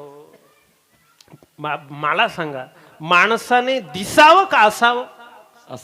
असावं. बरोबर आहे. दिसायला जरी तो, आता मला सांगा, कुत्र्याचा रंग सुद्धा भगवा असतो. बट जर कलर वरून तुम्हाला साधू म्हणायचं असेल तर मग कुत्रा साधूच होईल ना. भगवा आहे तो तर जन्मता आहे. तू तर जन्माला आले हो भगवे कपडे घातले, पण कुत्र्याचा रंग जन्मता भगवा आहे म्हणून काय तो साधू होईल का? संन्यासी होईल का? नाही. लक्षात ठेवा, हे ड्रेस कोड आहेत खरे, पण नुसता ड्रेस परिपूर्ण नाही. त्या ड्रेसच्या आतमध्ये सुद्धा मला सांगा, समजा शिक्षक आहे, शिक्षकाला बीएड वगैरे पदवी असावी लागते की नाही? का नुसता शिक्षकाचा ड्रेस घातला म्हणजे झाला शिक्षक, असं आहे की नाही? त्याला लिहिता आलं पाहिजे की नाही? त्याला शिकवता आलं पाहिजे, अनेक गोष्टी की नाही? म्हणजे त्याला ती पात्रता धारण करता आली पाहिजे की नाही? नुसता फेटा बांधलाय, धोतर आहेत. बरं, ह्या गोष्टी सोप्या नाही. लोकांना लई, आमच्याकडे एक तात्या होता, तलाठी तात्या साहेबराव भाऊ, आणि तो असाच म्हणायचा. बदली झाली आमच्या गावाला आणि म्हणे कीर्तन काय त्याला कुणी करतं, आता काय लोकांचे धंदेच झाले म्हणे, काय ते कोणी उठवतो सारे कीर्तनकार झाले आणि असं झालं तसं झालं, त्याच्यात काय अवघड आहे, काय अवघड आहे? बरं तुम्हाला सांगू का, असं लई वखत त्याचं झालं. लोकांनी ठरवलं याची जिरूज गाड्या. लोक हुशार राहतात. लोक, तुम्ही म्हणजे एखादा लईच पुढे पुढे असेल ना, लोक म्हणतात बरं बरं बरं याचा कार्यक्रमच करा. मग तो म्हणाय कीर्तन करायचं लय अवघड आहे का? लय अवघड आहे का? लय अवघड आहे का? आमच्या लोक म्हणे तात्या करा ना मग तुम्ही आमच्या सप्त्यात कीर्तन. आणि केलं बा रामनवमीला उभं जन्माचं कीर्तन. तात्यानं कवा धोतर घालेलं नाही, कवा पंढरपूरला वारी नाही, कवा काय माहीत नाही. आणि तात्या नुसताच म्हणायचा का बा काय अवघड आहे त्याच्यात, काय अवघड आहे. आणि ते आमच्याकडे अशा अशोक बाबांवानीच एक महाराज, जुने महाराज होत्या पारमार्थी, ते म्हणे त्यांना काय, त्यांनी एकटांगी नेसून दिलं, ड्रेस त्यांचा ड्रेस होता तोही घातला, फेटा स्वतःचा फेटा होता, त्या महाराजांनी त्यांना फेटाही बांधून दिला आणि करा म्हणे कीर्तन. आता यांना काय घेतलं, काय घ्यायचं, काय नाही, पंचपदीची सिक्वेन्सच माहीत नाही. बरं, ते मग ते भजन्यांनी करून घेतलं सगळं. आणि मग सगळं आता चालबिल झाली, कंबर बांधायचं, मग ते उपरणं काढलं, बांधलं बॉ कंबर, आणि मग आता बोलायचं. पण काय आज शेवटी तुम्हाला सांगतो, एवढ्या सोप्या गोष्टी का? हे काय कोणालाही जमायसारखं आहे का? हे लोकायला सोपं वाटतं. लोकांना त्याला काय एक तासाचे एवढे पैसे घ्या त्या आमकं होतं तमकं. आता त्या पैशाचा विषय काढू नका सध्या, पण तुम्हाला सांगतो हे एवढं सोपं नाही. याला सरस्वती प्रसन्न करावं लागते. आता हे महाराज आहे मृदुंग वाजवता किंवा हे हार्मोनियम, हे सहज बोटं नाही फिरत. आमच्याकडे बाबा एक वाजवायला गेला, शिकायला गेला होता, ती शिक्षक म्हणे तुम्ही नका शिकू म्हणे. का? तुमचं केळावानी बोटे म्हणे संगच दोन दाबा त्या बा आवाज निघतो म्हणे. आता त्याला एक विशिष्ट वय राहतं. लहानपणी बोटं नाजूक राहत्या, लहानपणी शिकलं तर पटापटा बोटं वळात्या. आता 40च्या पुढं गेले आणि मग शिकायला घेतलं, असं चालतं का हो? ते भलंय झालंय केळावानी बोट, आणि मग ते कवा वज वज बोट पडायचं, इड एक चरण होऊन जातं मग बोट दाबतं, असं चालतं का? आता हे मृदुंगाचार्य, अहो पाठपासून प्रॅक्टिस करावं लागेल. बोटं फुटतात, बरोबर आहे की नाही महाराज? रक्तबंबाळ बोटं होतात, तेव्हा त्यातून नाद येतो. नाद एवढं सोपं नाही. लोकांना वाटतं बा हे म्हणजे लई सोपं आहे, कीर्तन करा म्हणजे लई सोपं आहे. असं नाही. एक ओवी पाठ होत नाही. एक अभंग पाठ करायचं म्हणलं तर कधी कधी काहींच्या हरिपाठ पाठ नाही होत. माझा बऱ्याच दिवस हरिपाठ पाठ नाही. मला एका महाराजांनी सांगितलं उलट्या क्रमानं पाठ करा म्हणे. तेव्हा म्हणजे माझा पाठ व्हायचा पण चरण चुकायचे. म्हणजे तुका आपलं ज्ञानदेव म्हणे व्यासाची या खुणा, समजा असा उलटा म्हणत गेलो की मग तो ते चरण काय व्हायचं. आता ज्ञानदेव म्हणे असं प्रत्येकाला आहे. त्यामुळे कुठल्या याचं कोणतं हेच कळत नव्हतं, सगळी मागे पुढे होत होती. मग त्या जेव्हा असं उलट्या क्रमाने म्हणत गेलो तेव्हा म्हणजे ती एक युक्ती दिली मला पाठ करायला, तेव्हा तो पाठ झाला. एवढं सोपं नाही गोष्टी, लक्षात ठेवा. म्हणून कोणी आता ते तात्या उभे राहिले आणि ते मग ते बोलायला, नंतर तुम्हाला सांगतो बोलता बोलता बोलता असा हात फिरला, तो फेटाय गेला निघून, ते धोतरही सुटलं. मग ते असं धोतर धरेल. मग तात्या काय म्हणतो माहिती का, अर्धा तास झालो म्हणतो आता धोतरही सुटलं गाड्या आणि फेटाय गळाला गाड्या, आता फेटा धरू का धोतर धरू का कीर्तन करू. नाही चालत बाबा असं, त्याला झिजावं लागत, त्याला कष्ट करावं लागतात, त्याच्यासाठी तन मन धनाने झोकून द्यावं लागतं. ही गोष्ट लक्षात ठेवा, एवढ्या सोप्या गोष्टी नाही. उगाच कोणाही काही उठायचं सुटायचं मी हे करतो माझे मी तेच आमक्याचं ते सोपं आहे, ते कोणाचंच नाही. जावे त्याच्या वंशा तेव्हा कळे, हे लक्षात ठेवा.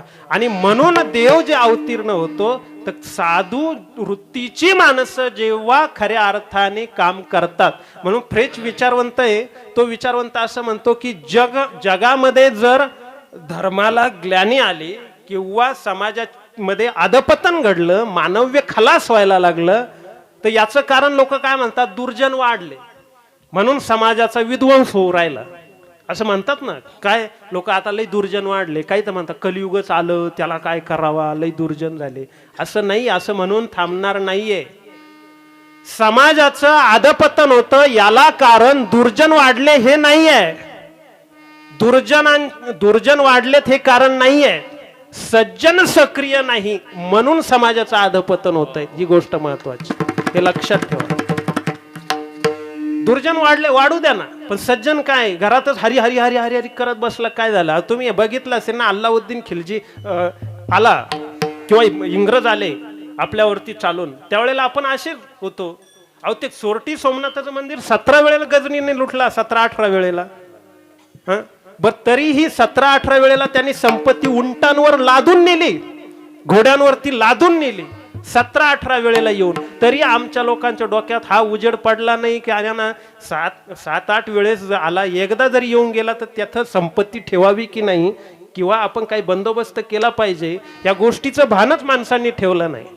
सज्जन माणसं कमी असतात, सज्जन कमी असू द्या, पण ते कमी जरी असले पण ते जर सक्रिय असले ना तर ते सक्रिय. मला सांगा ना, जर तुम्ही एक दूध आहे, दूध मोठं, ते दूध जर नासवायचं असेल तर त्याच्यासाठी 1 लिंबाचा थेंब जरी पडला ना तरी ते दूध पूर्ण नासलं जातं.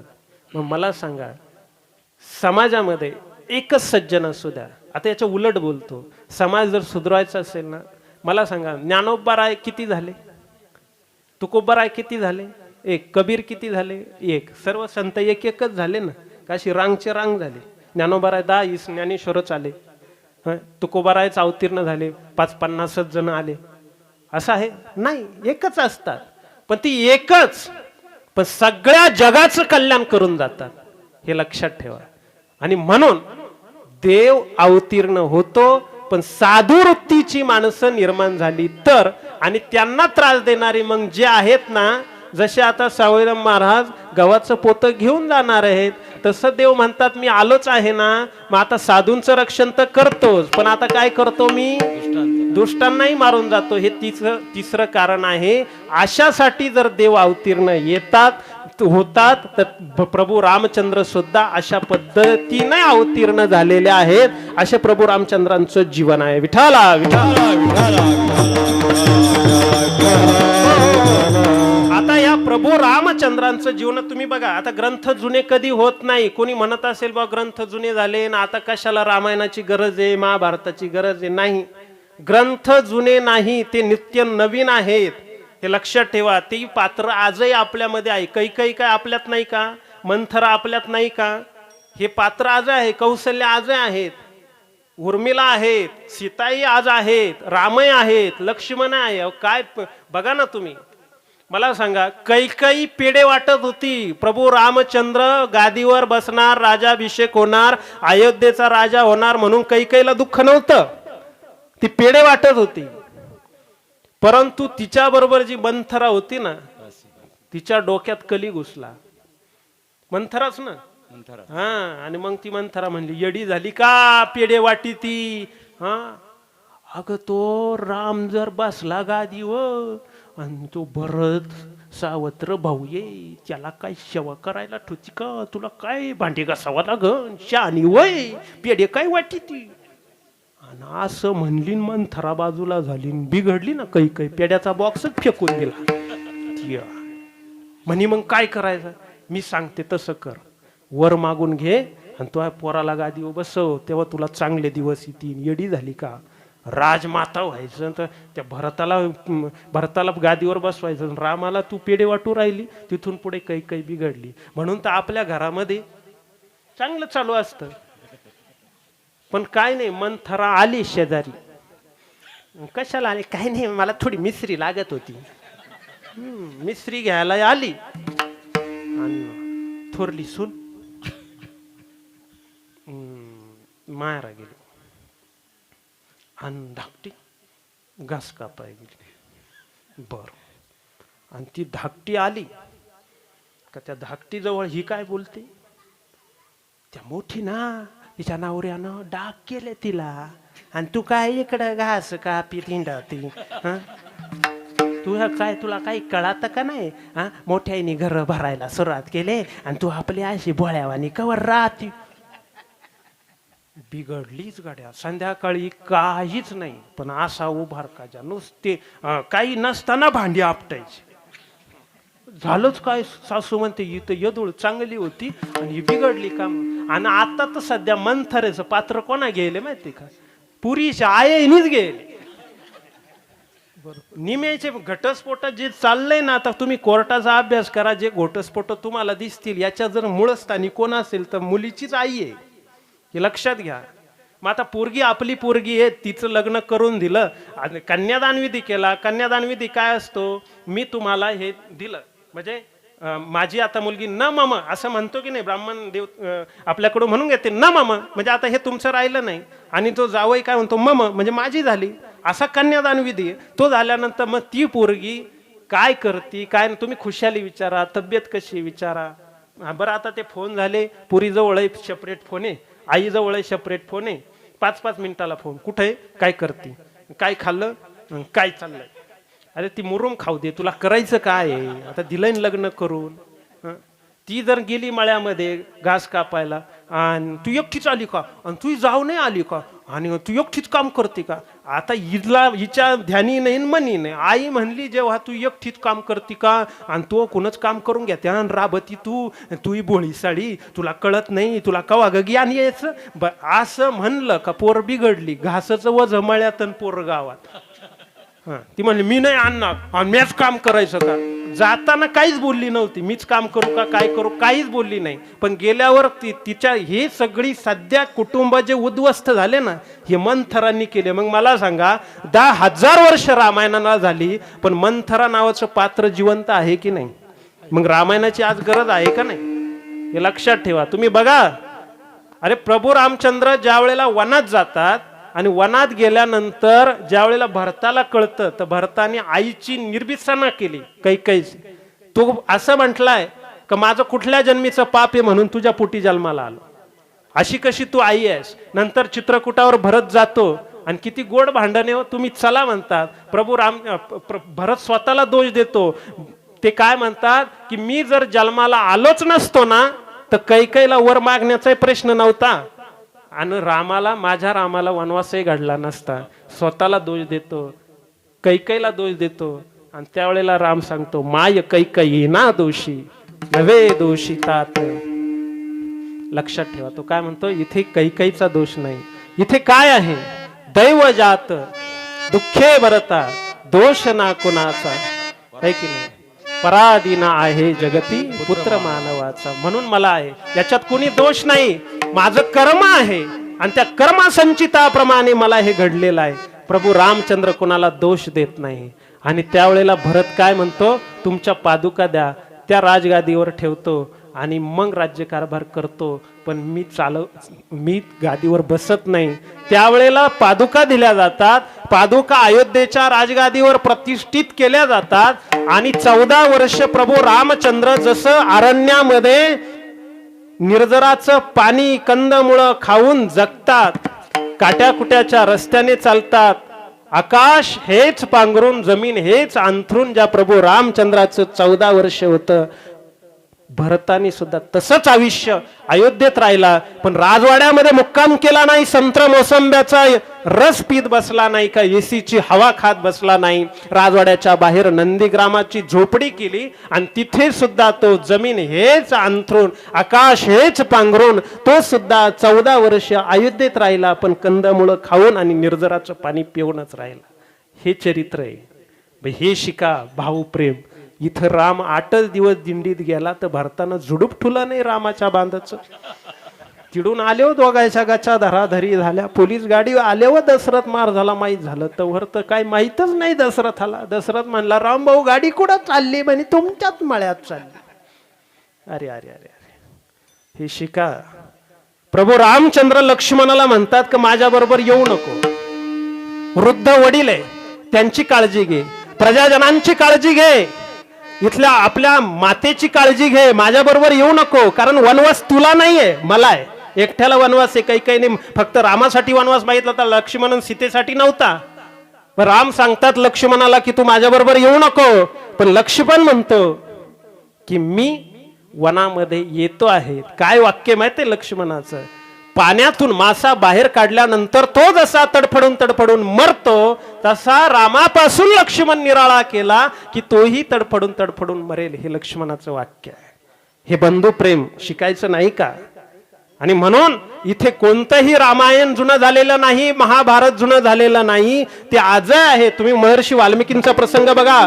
दरोडे टाकताना ज्या वेळेला नारद मुनींचं भेट होते आणि नारद मुनी सांगतात की अरे तू हे जे पाप करतोय कधी घरी जाऊन विचारलंस का? कधी मुलांना विचारलं का? त्यावेळेला तो घरी जातो, आपल्या आईला विचारतो, वडिलांना विचारतो, मुलांना विचारतो, माझ्या पापात तुम्ही सहभागी आहेत का? बायकोला विचारतो. त्यावेळेला ते सांगतात की पिता म्हणून, पती म्हणून तुमचं कर्तव्य आहे, तुम्ही काय करतात आम्हाला माहीत नाही. आणि मग वाल्मिकीच्या म्हणजे त्या मूळचा तो रत्नाकर दस्यू, त्याच्या डोक्यामध्ये उजेड पडतो, प्रकाश पडतो. तो म्हणतो आपण एवढं सगळं करतो, पण माझ्या पापामध्ये कोणी हे वाटेकरी नाहीत, आता हे आपण बंद केलं पाहिजे. आणि तो जातो, अंतर्मुख होतो आणि नंतर राम नामाचा त्याला उपदेश घडतो. पण लक्षात ठेवा, हे वाल्मिकी सुद्धा आज जी लोक टेबला खालून भ्रष्टाचार करून ऑफिसर लोक पैसा घेतात, त्यांनी वाल्मिकीचं उदाहरण डोळ्यासमोर ठेवलं पाहिजे. सुद्धा स्टँडर्ड शाळेत कॉलेजला शिकली पाहिजे. याच्यासाठीच तो टेबला खालून घेतो ना एवढं सगळं कमावताना. पण विचारा कधीतरी आजच्या कलेक्टरने, आजच्या अधिकाऱ्यांनी आपल्या मुलांना, बायकोला जसं वाल्मिकीने विचारलं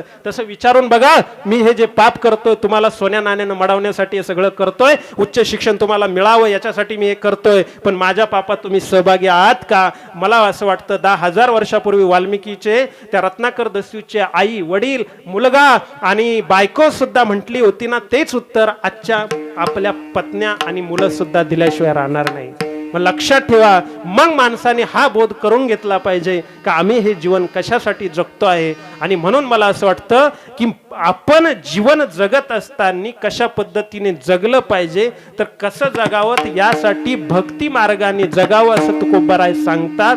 आणि माझी भक्ती कशी आहे त्या अभंगाच्या पहिल्या चरणात. माझी भक्ती बोली, माझी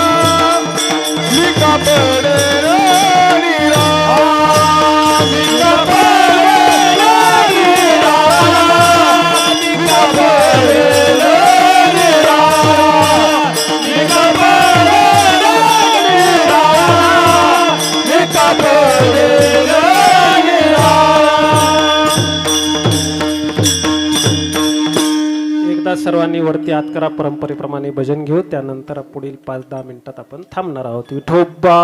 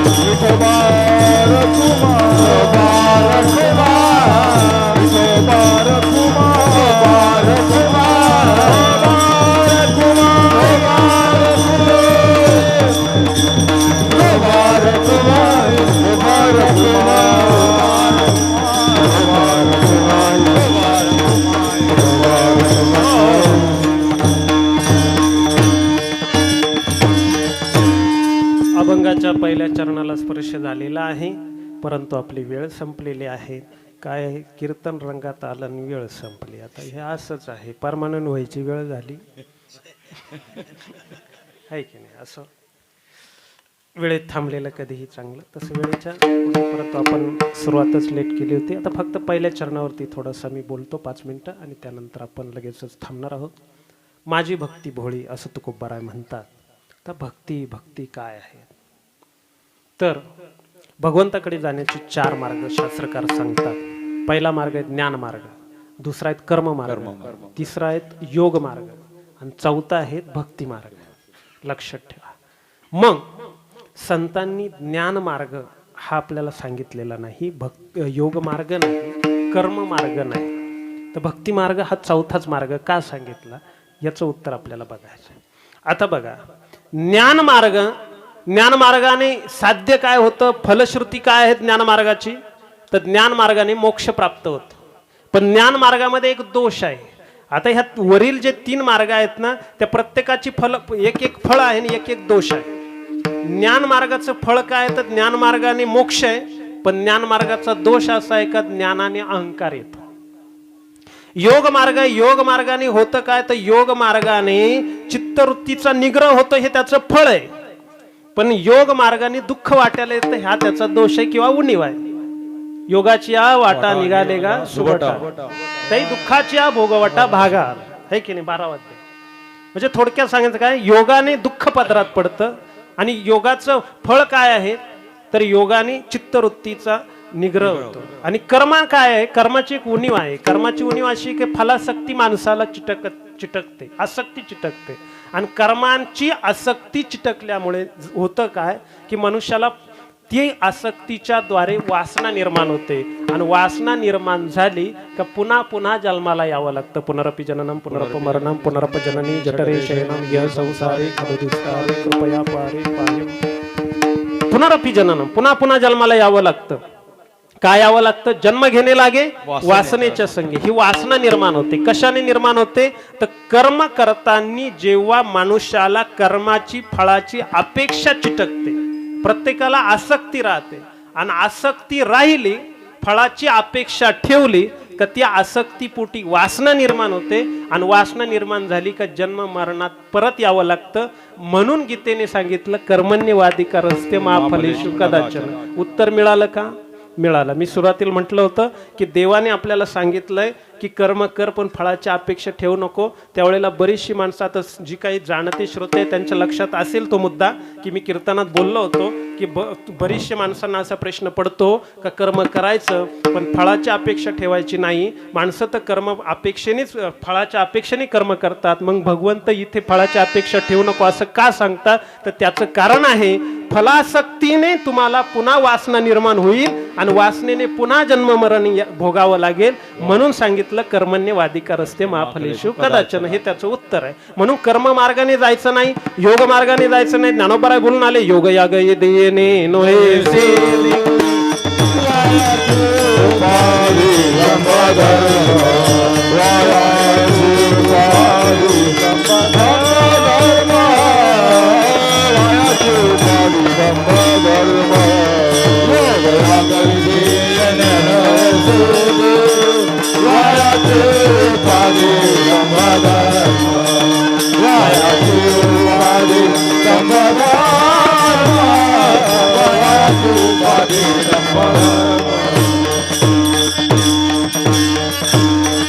योग याग येणे नव्हे सिद्धी, वायाची उपाधी दंभ धर्म. लक्षात ठेवा, योग याग येणे नव्हे सिद्धी, वायाची उपाधी दंभ धर्म असं माऊलींनी सांगितले. म्हणून योग मार्गाने जायचं नाही. दुसरी गोष्ट, बरं ते योगाला चक्र आहे, इथपासून तर अगदी ब्रह्मरंध्रापर्यंत चक्र आहेत. आता ते चक्र गृहस्थी माणसाचे, आपले लोक देवपूजाला नीट करती नाही तर ते 5 मिनिटं का 10 मिनिटं काय देवपूजायला लागत असतील, तेवढा वेळ सुद्धा आपली माणसं, अरे ते अंड पाहिलं का, कोंबडी उठून गेली, ते अंडे कुठं गेली, अरे ते बकरू सुटलं, ते वासरू, माणसांच्या सूचना चालूच असतात देवपूजा करता करता सुद्धा, आहे की नाही? मंडळीला लगेच घरामध्ये, अरे चहा उकळला का नाही, आवरली देवपूजा, झालं, आहे की नाही? चहावर बऱ्याच गोष्टी अवलंबून असतात. चहा उकळला, उकळी फुटली का इकडे देवपूजा आवरलीच का, दिलं ठून, आहे की नाही? अशा आपल्या, तर आपले कवा चक्र जागे व्हायचे, कवा योग लागायचा? बरं समाधीत गेल्यानंतर तुम्हाला सांगतो 6-6 तास, 8-8 तास, कधी कधी दिवस 12-12 तास समाधीतून जागे होत नाही. लक्षात ठेवा. आणि जर गृहस्थी माणूस जर समाधी लावून बसला किंवा योगाच्या आधाराने जर बसला, ते चक्र कधी जागे व्हायचे? ते चक्र जागे होता होता माणूस चक्रम व्हायला बसला, आहे की नाही? त्यामुळे योग मार्गाने पण जायला नाही सांगितलं. आता ज्ञानमार्ग राहिला, ज्ञानमार्ग सुद्धा भगवंतापर्यंत जाता येतं, पण आपल्याला ज्ञानमार्ग सुद्धा सांगितला नाही. का तर ज्ञानाचं एक उणीव आहे. ज्ञानाने मोक्ष मिळतो ही त्याची फलश्रुती झाली, पण ज्ञानामध्ये एक उणीव आहे. ज्ञानामध्ये काय उणीव आहे? तर ज्ञानाने तुम्हाला अहंकार होतो. मुका झालं, वाचा गेली, त्यामध्ये आहे की नाही? होतो पंडित महाज्ञानी, दशग्रंथ षडशास्त्र पुराणी, 4 वेद मुखदगतवाणी. पण काय झालं? एवढं सगळं पाठ असताना गर्वामध्ये झाली सर्व हानी, आहे की नाही? गर्वामध्ये हानी झाली. अजून काय? ज्ञानोबराय ज्ञानेश्वरीत बोलून आले, नवला अहंकाराचे गोठी, विशेषण लगे अज्ञानापाठी, सज्ञानाचे झोंबे कंठी, नाना संकटी नाचवे. की अज्ञानाला अहंकार होतो का? नाही. अहंकार कोणाला होतो? ज्ञानालाच होतो. एका गावामध्ये तर असा होता, त्यानं कंदीलच पेटून घेतला होता. तो म्हणला, माझ्या प्रश्नाचं जो उत्तर देईल तरच कंदील इजी. आता कोणाचे काय पण कोणाचे, तो प्रत्येक गावामध्ये हिंडायचा, कोणी भेटलं का त्याला प्रश्न विचारायचा. बरं ही लोक लय हुशार असतात असं काही नाही, त्यांच्या तेवढंच पाठ राहत, तेवढंच येतं त्यांना, आणि तेच सगळ्यांना विचारत हिंडणार. सांग माझ्या प्रश्नाचं उत्तर. दिला उत्तर तर कंदील विजवतो. दिवसभरही चालून रात्रभरही कंदील चालूच. त्या गावात कोणालाच उत्तर आलं नाही, म्हणून शेजारच्या गावात तिथं कोणाला उत्तर नाही, लोक वैतागली. तिथून पुढे असं मार्गक्रमण करत करत गाव बदलत बदलत बदलत बदलत कंदील चालू. कोणी जर म्हटलं, अरे दिवस आहे कंदील कशाला लावला, वेडा वगैरे का, माझं घासलेट जळलं तर तुला काय करायचंय, कंदील आहे, चाललाच आपला, दे माझ्या प्रश्नाचं उत्तर. असंच चालला होता. एक फार लांब गेला, 15-20 किलोमीटर.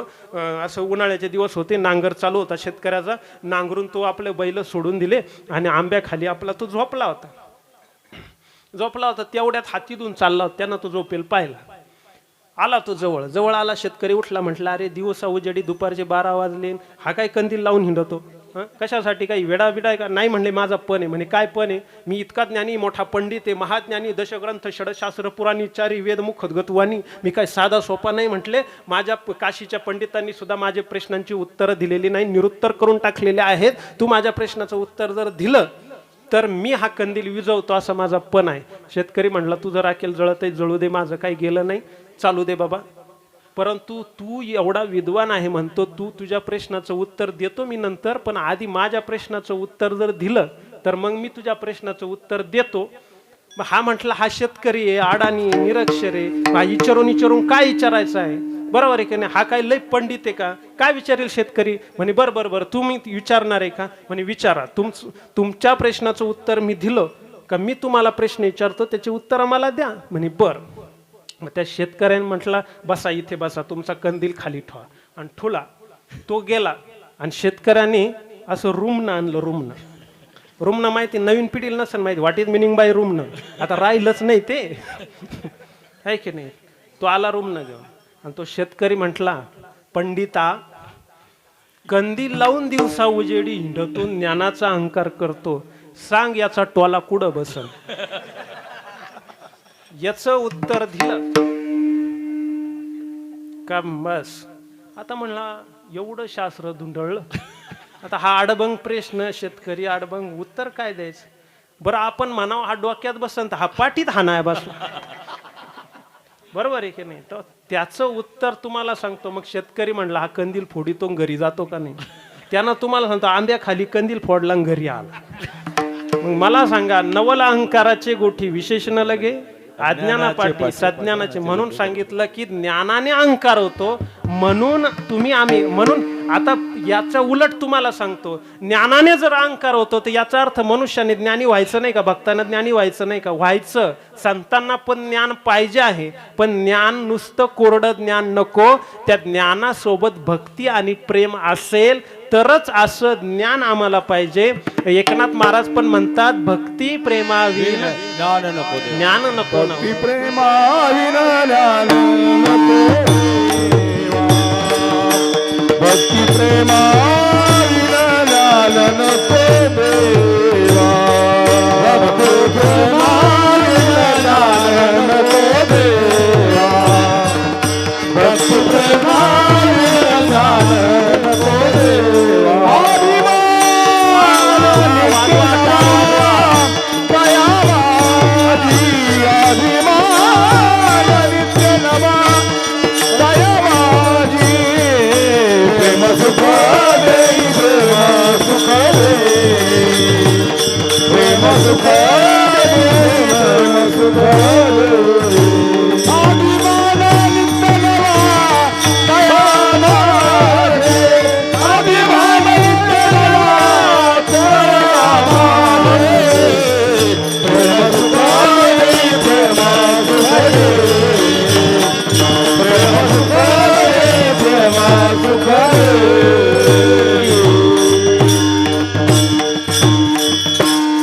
म्हणून संतांना अज्ञानीच मनुष्य आवश्यक आहे असं नाही, ज्ञान पाहिजे, पण ते नुसतं ज्ञान नको. नुसत्या ज्ञानानं काय होतं, अहंकार येतो. मग ज्ञानातून अहंकार जायचा असेल तर त्याच्यात भक्ती मिसळली पाहिजे, प्रेम मिसळलं पाहिजे. असं ज्ञानामध्ये जर प्रेम आणि भक्ती मिसळली किंवा भक्ती जर ज्ञान मिसळलं तरच ती ज्ञान आम्हाला हवं आहे. प्रेमाविन ज्ञान नको देवा, लक्षात ठेवा. प्रेम जर नसेल, प्रेमाचंच दुसरं नाव आहे. तुम्ही नारद भक्ती सूत्र वाचा, त्याच्यामध्ये नारद मुनींनी ब्रह्मसूत्रामध्ये सांगितलेलं, त्या नारद सूत्रामध्ये सांगितलं की प्रेम स्वरूपा आहे की नाही, भगवंताचं स्वरूप किंवा भक्तीचं स्वरूप कसं आहे, प्रेम स्वरूप आहे. अशी प्रेम स्वरूप असणारी ही भक्ती तुकोबाराय म्हणतात माझी भक्ती सुद्धा अशीच आहे. कशी आहे तर 3 गुणांनी नटलेली आहे. माझी भक्ती भोळी आहे, एकविध आहे आणि भावबळाने युक्त आहे. आता या 3 गोष्टीवर मला चिंतन करता येईल. भोळी भक्ती असणं म्हणजे काय, भावबळाने युक्त असणं म्हणजे काय, आणि एकविध भक्ती असणं म्हणजे काय. परंतु आता आपली वेळ या ठिकाणी संपलेली, अजून आपल्याला भोजन घ्यायचं आहे आणि त्यामुळे झालेली सेवा हनुमंतराय प्रभू रामचंद्रांच्या चरणावरती समर्पित करतो.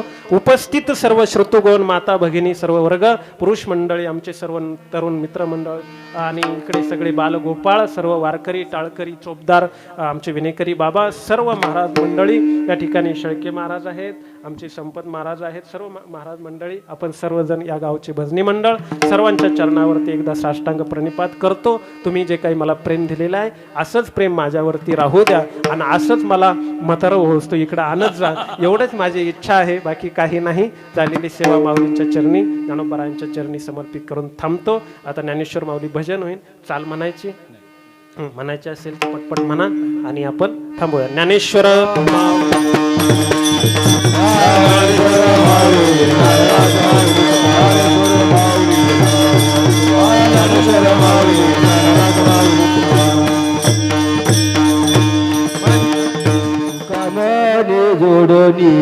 पाय तुका म्हणे जोडूया पाय तुका म्हणे जोडूया पाय तुका म्हणे जोडूया पाय तुका म्हणे जोडूया पाय तुका म्हणे जोडूया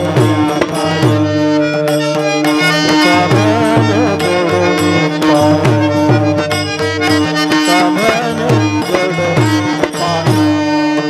पुढे उगा उभाराये पुढे उभाराये टीका पडली टीका पडे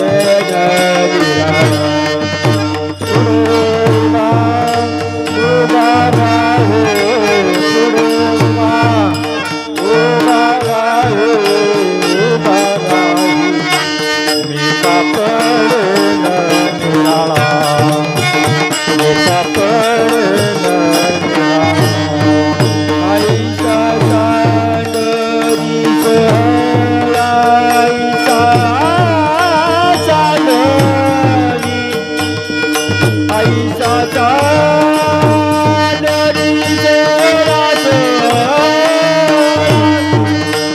आईचा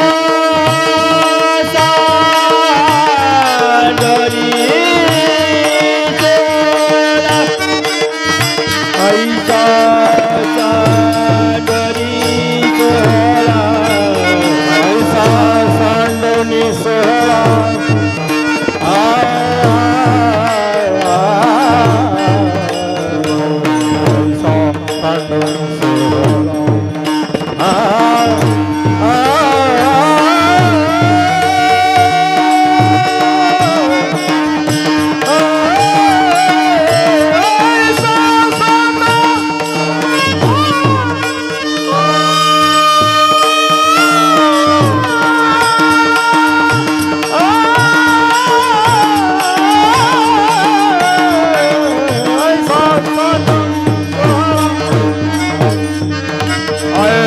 चांदणी सोहळा